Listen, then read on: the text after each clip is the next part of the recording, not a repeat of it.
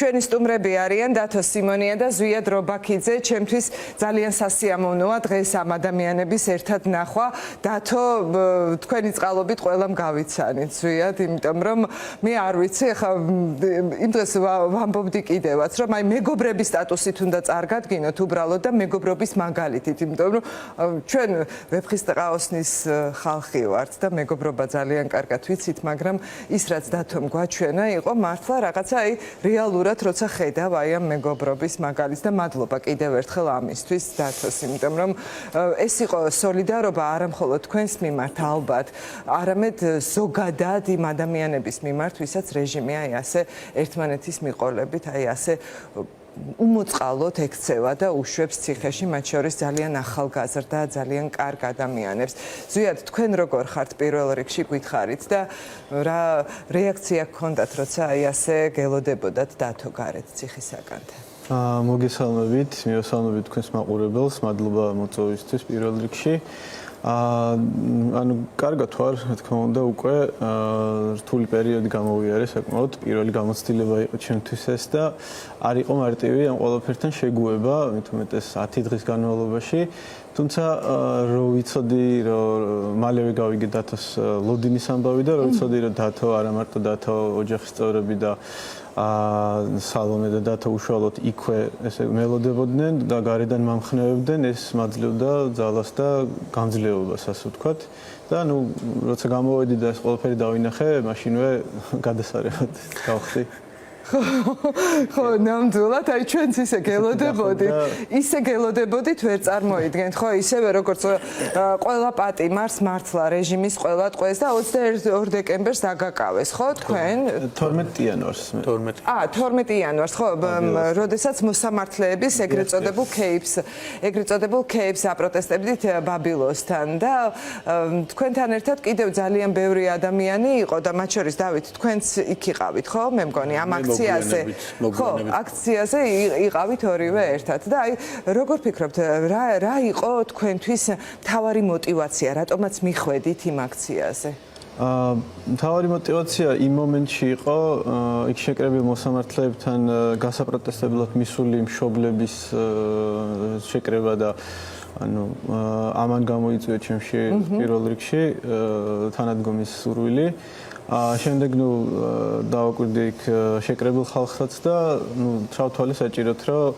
მეც დავხმარებოდი იქ შეკრებილ მშობლებს, რადგან ნუ ქვეყანაში შექმნილ ვითარებასთან პარალელურად ესეთი დროს ტარება და кейფი ცოტა უადგილოდ გონია და ესე ეგონა იქ მისულ ხალხსაც. ხო, ნამდვილად და იგივე მოსამართლე მხარ გაგასამართლად თქვენც ვის იქ მისვლასაც აპროტესტებდით? კი, ესწრებოდა ქალბატონი ლელა, ესწრებოდა აღნიშნულ кейფს დროს ტარება. ხო. და შემდეგ უკვე ასე ვთქვათ, მას რო ეძახიან, პახმელიას რო ეძახიან ბჭყალებში, უკვე გაგიშვათ ციხეში, ხო? დათო, როგორ ფიქრობთ, აი მე მესმის, რომ ის მაგალითი, რომელიც თქვენ აჩვენეთ, ყველას არ იყო იმისთვის, რომ ხო, ან ჟურნალისტებს ელაპარაკათ ამაზე 24 საათი, ან რაღაცა ტელეეკრანებზე გამოჩენილი ყავით, ეს იყო, მაგრამ ეს იყო ძალიან მნიშვნელოვანი მაგალითი სოლიდარობის, რომელსაც აი რაღაცნაირად თითქოს ამ ბოლო დროს ყველა უკვე ისე შევეჩვიეთ, რომ სოლიდარულები გავხდით საქართველოს მოქალაქეები სოლიდარულები გავხდით ერთმანეთის მიმართ, მაგრამ აი ეს აქტი რაც თქვენ აჩვენეთ, აი რა იყო, რა განაცხადი იყო, რა ტიპის საპროტესტო აქტი იყო, რომელიც თქვენ უწყვეტ რეჟიმში გვაჩვენეთ ასე პირდაპირ ეთერში? გულწრფელად რო გითხრა და ყველგან მაგას ვამბობ, რომ ბევრი არ მიფიქრია, რას ვაკეთებდი, როგორ ვაკეთებდი, უბრალოდ პირველი რაც მომაფიქრდა და რაც გამაჩნდა, ანუ საკუთარი თავი, ის გამოვიყენე რაღაც სათქმელის გასაჟღერებლად. მე რო დავფიქრდი, რა მინდოდა, ამით მიმეღწია პირველ რიგში ჩავთვალე, ანუ დავასკვენი, რომ პირველ რიგში მინდოდა ხალხისთვის, თუნდაც ზაჰესის მოსახლეობისთვის და თუნდაც იმ ტელემაყურებლებისთვის, რომლებიც ნახავდნენ ჩემს იქ დგომას, მეჩვენებინა, ამეხსნა და მიმენიშნებინა, რომ ქვეყანაში უკვე ჩვეულებრივი რეპრესიები არ მიმდინარეობს და ეს რაღაც უჩვეულოა, ახლებურია და როგორც ჩემი დგომა შეიძლება და ყოფილიყო უცნაური და ახლებური, ზუსტად ეგეთი უცნაურია ის ყველაფერი, რაც ხდება. გარდა მაგისა, ეგ იყო ჩემდას, აი მე და სალომე ჩემი და იყო ჩემთან ერთად მუდმივად და 10 დღის განმავლობაში და რომ ვაპირე, ანუ აი ნივთებს რო ვკრებდი სკამს და დაფას და მარკერს და რაღაცებს, მეკითხებოდა რომ დარწმუნებული ხარ, რომ ეგ გინდა რომ გააკეთო და მე პასუხობდი, რომ ჩემთვის იქნება შეურაცხყოფელი, რომ ამ 10 დღისგან, ნუ მაშინ მეგონა რომ ანუ ჯერ 2 დღე ვიჯექი და არ ვიცოდი რომ 10-ს მიუჯიდნენ და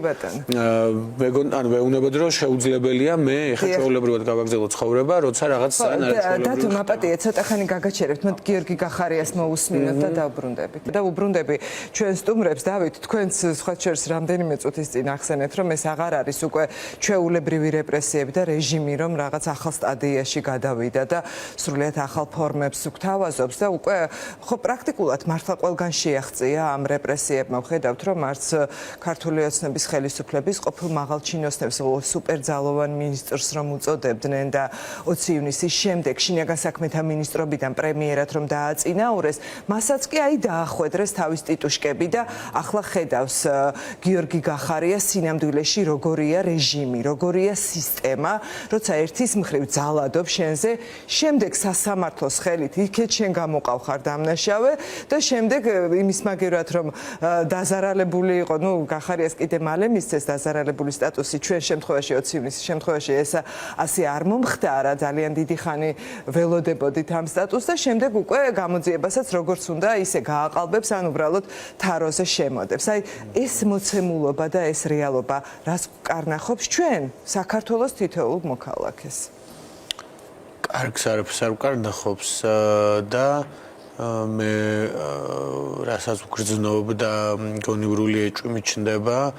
ამ მოცემულობაზე დაკვირვებისგან არის რომ ეს რეპრესია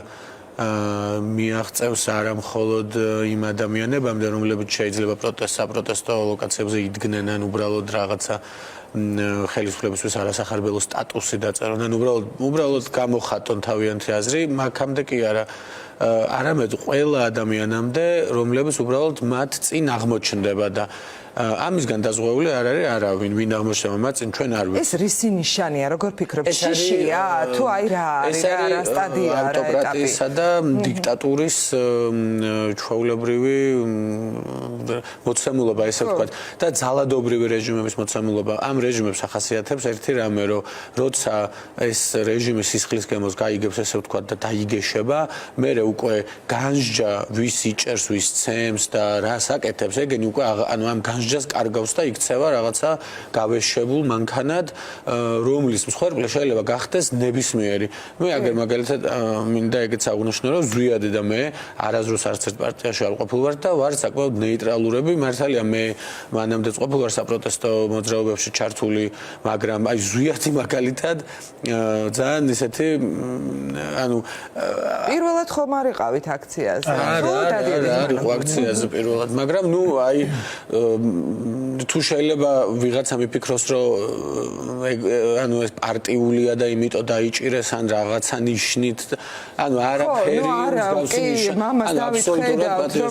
აბსოლუტურად ამ ხელისუფლებისთვის არანაირი მნიშვნელობა არ აქვს. უბრალოდ იმის გამო რომ აქციაზე იდგა. კი, და როგორ ფიქრობთ თქვენ ზვიად, ეს არის შიში ხელისუფლების მხრიდან, ის ეტაპი, ის ფაზა, მაგალითად დღეს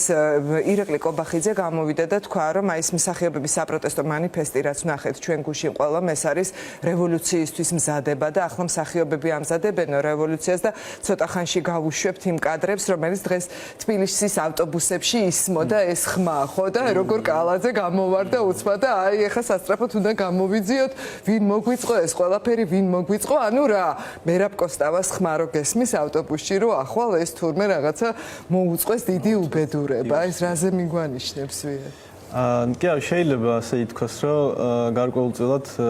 ხალხის რაღაც დროის შემდეგ მაინც შეეშინდათ და ცდილობენ ყველანაირად დაგვაშინონ, თუნდაც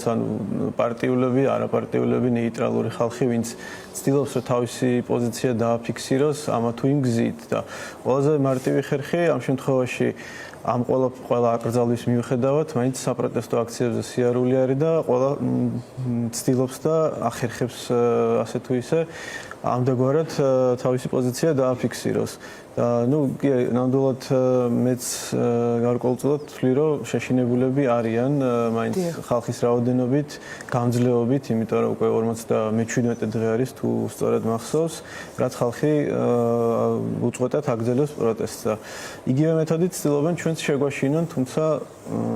ჯერჯერობით აქეთ გაპროტესტებლები ესეთი შეშინებული არავინ არ მინახავს და პირიქით მე მგონი ძალიან დიდი მადლობა მათ რომ მოგწეს საშუალება რომ ერთმანეთისთვის სიყვარული აგვეხსნა მეგობრობა დაგვემტკიცებინა გაგვეხსენებინა ჩვენი ეროვნული გმირები კომუნისტების მიერ წაშლილი მახსოვრობა აღგვედგინა და ეს მადლობა შეგვიძლია გადავხადოთ რა ხო აი მაგალითად შეგაშინეს თქვენ ან ერთი ან მეორე და აღარ წახვალთ აქციაზე მაგალითად სოლიდარობის მარშები და ნუ ყოველდღე ხედავთ რომ პროტესტი უწყვეტია და ნამდვილად არა გუშინ უკვე აქციაზე ვიყავი იქ ერთი მეორე მიზანიც იყო რომ გამეცნო ის ხალხი ვინც დათოს ამხნევებდა ამ პერიოდში 10 დღის განმავლობაში უამრავი ხალხი გაიცნო თვითონ დათომ და უამრავი ხალხი მიდიოდა გასამხნევებლად და მინდოდა ეს ხალხი პირადადაც მენახა და მადლობა გადამეხადა რომ ჩემი მეგობარი ასე არ მიატოვეს და როცა მე ვერაფერს ვერ ვაკეთებდი საკნიდან იზოლატორიდან ისინი ეხმარებოდნენ ყველანაირი ხერხით სიტყვებით ცხელი ჩაით თუ საჭმლით და ნამდვილად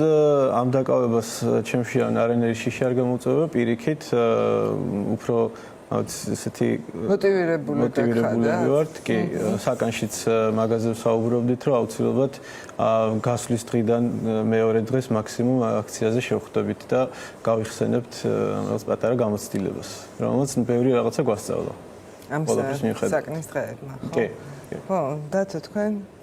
შევშინდით ხო შეგაშინათ მე რა მეტყობა ეხა შეშინებული მე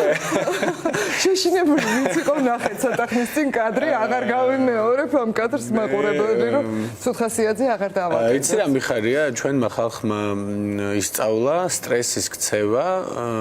ესე ვთქვათ საწვავად და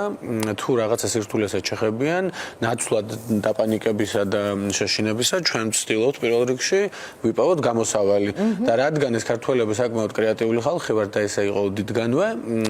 თუნდაც ანუ საინტერესო მეთოდებს პოულობთ ეს თუნდაც აი ეს ავტობუსის პერფორმანსი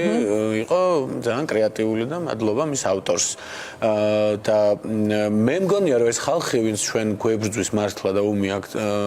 საქართველოს მოსახლეობასთან გამოცხადებული არ გვიცნობს ჩვენ და ეგ კი მიკვირს ანუ როგორ ატო არ ხარჯავენ რესურსს ჩვენი სირთულეების და სიზუსტეების ბოლომდე გასარკვევად მაგრამ ხო ფაქტია რომ არ გვიცნობენ და ფაქტია რომ ისეთი რაღაცები ელოდებათ წინ რაზეც მათ წარმოდგენა არ აქვთ და ბევრად უფრო ძლევამოსილი იქნება ჩვენი წინააღმდეგობა ვიდრე შეიძლება ეხლა ეს ჩანდეს ნახოთ დაველოდოთ შეშინებულები ნამდვილად რა ვიცი ხო არა პირიქით მართლა ვინც არის შეშინებული ძალიან კარგად ჩანს ხო და აი ეხლა თქვენ თქვით რომ ვერ გამოიცნესო ბოლომდე მაგრამ მე მგონი ჩვენც არ ვიცოდით რა შესაძლებლობები ჰქონდათ ადამიანებს ეხლა ჩვენს გვერდით მყოფებსაც რაღაც თითქოს ყველამ ერთმანეთი ხელახლა აღმოვაჩინეთ ხო ეხლა ცოტა ისე არ გამომივიდეს თითქოს ზემოდან საუბრობ რამე მაგრამ მე ჩემ თავზე ვერ ვიტყოდი რომ ვერ ვხვდებოდი რას გვიმზადებს ქართული ოცნება იმიტომ რომ მე წლებია უკვე ჩართული ვარ გარემოს დაცვით ბრძოლებში და გლეხურად რომ ვთქვათ მიწაწყლისთვის ვიბრძვი და რამდენიმე წლის წინ მე აღმოვაჩინე რომ ეს ხელისუფლება თუ მართველი გუნდი თუ ვინც არიან იმდენად საშიში კრიმინალური დაჯგუფება არის რომ ამათ ჭირდება წინ აღდგომა და ესენი არამხოლოდ ესენი არა მხოლოდ ქვეყანას, ანუ სახელმწიფოებრიობას გაგვინადგურებენ, არამედ ფიზიკურად ჩვენი სხეული რაც არის ქვეყნის, ანუ მიწა, წყალი, ჰაერი, მაგასაც კი ანადგურებენ. ხვდებით, ანუ ბალდის კანიონის რაც გაუკეთეს, რიონის ხეობას რაც გაუკეთეს, რაჭის ტყეები რო რუსული ბიძინას მეგობარს გადასცეს. ანუ ფიზიკური განადგურებანი და აი პირველ გუშინ საუბრობთ სხვა შორის რომ ჩვენ რო საკტრესის საფეთქებაზე არ მივეთ შესაბამისი რეაქცია, მაგიტომაც მიხვდნენ რომ ეს გავიდოდათ და გავიდათ კიდეც. ეს უნდა ვაღიაროთ და როგორც კი დაიწყება შემდეგი ტალღა ამ ფიზიკური განადგურების, ისევე ერთად უნდა დავდგეთ, როგორც ეხლა ვდგავართ და ხო, ეს ცხადი იყო უბრალოდ მესმის რომ ჩვენმა საზოგადოებამ რაღაცა ვერ მოახდინა ისეთი მობილიზება, რომ მაგალითად ამ ნიშნით გვეზღვევინებინა პასუხი ამ ქართული ოცნებისთვის, აი ამ მიწაწყლის განადგურების გამო. ხო, კი ბატონო, ნამდვილად და რა ვიცი, წარმატებას გისურვებთ თქვენ და თქვენი სახით ყველა იმ ადამიანს თქვენ ჟურნალისტების გამო და ყველაფერს ვეცდებით, მე და ზვიადი, მე დიდი რესურსი არ გვაქვს, მაგრამ ვეცდებით რომ როგორღაც დაგიდგეთ მხარში და არ მიგატოვოთ ამ ბრძოლებში. კი ბატონო, ჩვენ ერთმანეთს უნდა დავუდგეთ ყველა მხარში და ახლა მართლა ის მოცემულობაა, როცა ერთმანეთი შეგვიძლია გავაძლიეროთ, ერთმანეთი უნდა დავიცვათ, იმიტომ რომ სხვა ვინც ამას უნდა აკეთებდეს, ხელისუფლების სახით უბრალოდ არ გვყავს და ხო თქვენმა მეგობრობამ, თქვენმა აი ამ ძალიან მნიშვნელოვანმა აქტმა გვაჩვენა ის, რომ მეგობრობას შეუძლია არა მხოლოდ სოლიდარობის გამოხატვა, ქაჯეთის ციხესაც აუცილებლად ავიღებთ ყველა ერთად. ძალიან დიდი მადლობა, წარმატებას გისურვებთ, მადლობა. დათო სიმონია და ზვიად რობაქიძე იყვნენ ჩვენი სტუმრები.